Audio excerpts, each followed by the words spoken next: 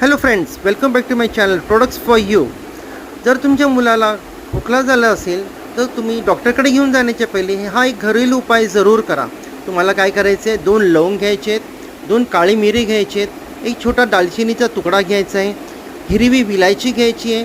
हे सर्व चांगलं भाजून घ्या तव्यावरती किंवा कढईमध्ये घेऊन त्याची चांगली पावडर बनवा. पावडरमध्ये थोडीशी हळदीची पावडर मिक्स करा. त्याच्यामध्ये चांगलं मिक्स केल्यानंतर एक चमचा मध घ्या. मधामध्ये ही पावडर मिक्स करा.